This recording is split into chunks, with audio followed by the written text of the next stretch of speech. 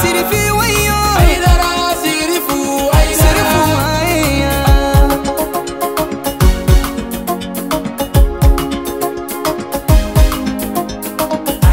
Tile kelen taara kɛnɛya tigilamɔgɔw fɛ k'o ɲɛsin mɔgɔw furakɛli ma kɛrɛnkɛrɛnnenya la mɔgɔ minnu n'olu ka dɔntaw ka wuriyalen don dakɔnɔnabanaw furakɛli ma ka fara jelidiba kan min n'a kɛra sababu ye ka mɔgɔ kɛmɛ caman fara ɲɔgɔn kan minnu y'a kanu k'u joli di fu walasa ka mɔgɔw ni na kisi an bɛ aw ladɔnniya k'a fɔ nin baara in bɛɛ lajɛlen sigira sen kan ka sababu kɛ Fédération Ansardine Internationale ye a bɛ don u ka ŋaniya ɲumanya baara waleyaw kɔnɔ kɛrɛnkɛrɛnnenya la an kuntigi Mohamed Bangeni ɲaɲani kadara kɔnɔ kisi ni nɛɛma b'a ma a n'a somɔgɔ bɛɛ lajɛlen.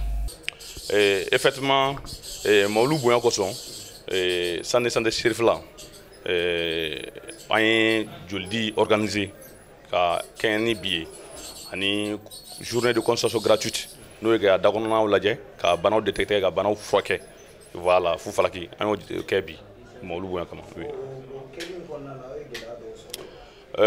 o kɛli kɔnɔ an bɛ gɛlɛya dɔw sɔrɔ a la sabula jama nana et puis bɛɛ b'a fɛ i ka lajɛ ɲɔgɔn fɛ o ma nɔgɔn donc an bɛ gɛlɛya dɔɔni sɔrɔ a la mais an bɛ don min na an bɛ waati min na sisan nɔ vraiment an sera k'a maîtriser sabula bɛɛ bɛ ka don par ordre an bɛ ka furakɛli kɛ fana mais an ma complication jugumanw sɔrɔ k'a fɔ min bɛ se ka n dépasser. Hali ni gɛlɛyaw sɔrɔla a ka ca Ala fɛ anw ni ɲɛmɔgɔw bɛ baara la ɲɔgɔn fɛ ni fɛn fɛn n'an tɛ se k'o ɲɛnabɔ an ka chefw bɛ yen an ka ɲɛmɔgɔw bɛ yen an bɛ ci lase u ma n'a a bɛ se ka ɲɛnabɔ yan u bɛna ɲɛnabɔ yan n'a bɛ se ka ɲɛnabɔ dɔgɔtɔrɔsoba la an b'u bila ka taa dɔgɔtɔrɔsoba la pour que an ka banabaatɔw ka soulager. Oui.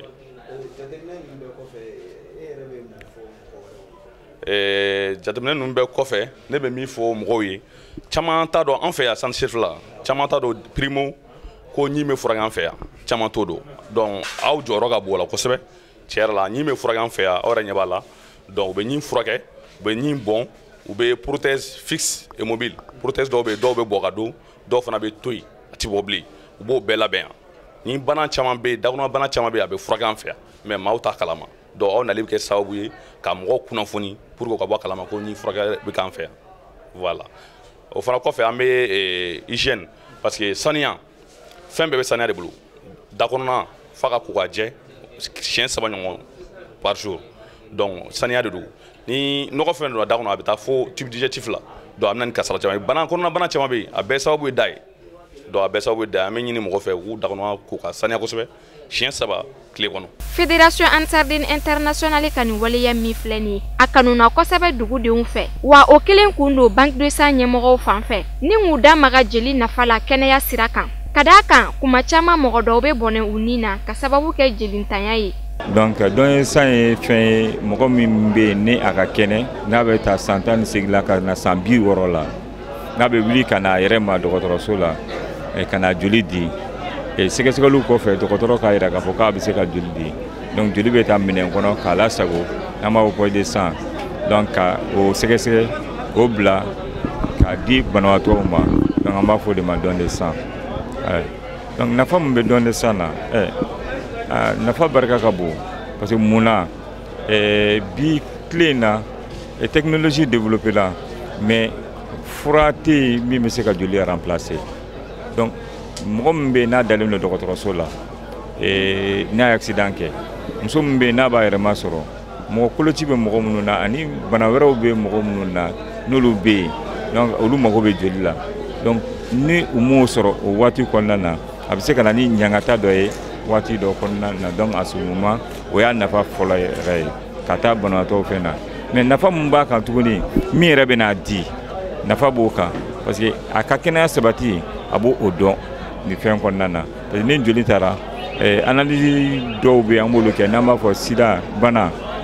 banakisɛ an b'o fɛ an b'a fɔ min ma sayi jɛma hépatite B ani hépatite C an b'o lajɛ dɛmanjɛla an b'o lajɛ ani a tigi ka joli groupe sanguin n'an b'a fɔ a joli numéro olu bɛɛ bɛ fɛn parce que mɔgɔ caman de bɛ yen bi o tɛ nin si dɔn o yɛrɛ la an bɛɛ b'an kunfɛ ten mais n'i ye joli di e bɛ se ka ninnu bɛɛ sɔrɔ i lakodɔn mais dès que n'i kɛra joli dila fana ye i bɛ to k'a di i yɛrɛ ma fo ka se siɲɛ 3 ma carte bɛ se ka d'i ma n'an b'a fɔ carte de donneur o carte de donneur mana d'i ma donc i bɛ se ka nafa sɔrɔ o la parce que n'i mago jɔra Banque de Sang na donc an bɛ se ka min k'i ye an b'o kɛ ni mago jɔra joli la o kɔnɔna fana na i bɛ se ka joli sɔrɔ i yɛrɛ i muso i den i fa ani ba tɔw ninnu sisan sa olu ta a la ka fɛn kɔni.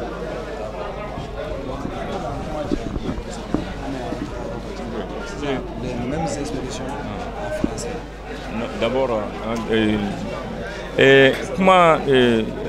kuma tɛ caya mais il faut que an ka bonya masigi kɛ Sirifula ye centre de santé Sirifula Sirifula a san caman filɛ nin ye u b'an wele mawuludu kɛnɛ kan pour que an ka se ka na jolita kɛ donc foli belebele b'u ye parce que u b'a dɔn nafa mun bɛ jolidi la joli bɛ place min na fɛn kɔnɔna na et je pense que aussi que politique nationale de transfusion sanguine bɛ nin de ɲini mɔgɔ minnu bɛ yen u ka wuli ka na di n'u b'an dɛmɛ an ka baara kɔnɔna na ou bien ka fɛn kɛ et c'est très important que an ka o foli kɛ Sirifu n'a ka jɛkulu ye parce que tɔn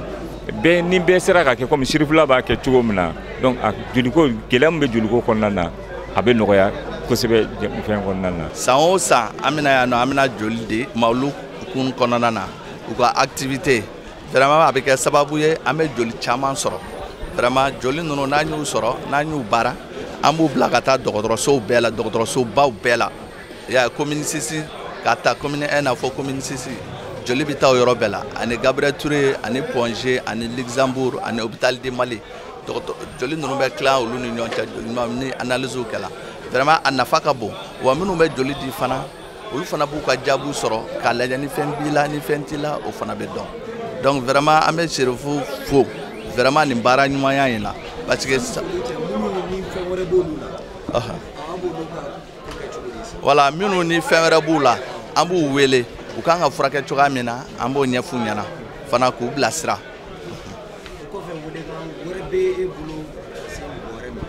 Voilà welekan min bɛ ne bolo ka se mɔgɔ wɛrɛw ma association wɛrɛw silamɛ tɔn wɛrɛw minnu bɛ yen nɔ fana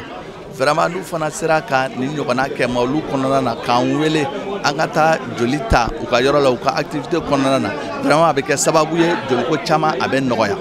An bɛ aw ladɔnniya k'a fɔ nin dɔn kɛrɛnkɛrɛnnen in kɛra sababu ye mɔgɔ caman nin ma u k'u ka joli lahalayaw dɔn wa a kɛra sababu ye ko kura u ka lajɛ kɛnɛya tigilamɔgɔw fɛ k'a sɔrɔ a ma kɛ ni musaka bɔ ye.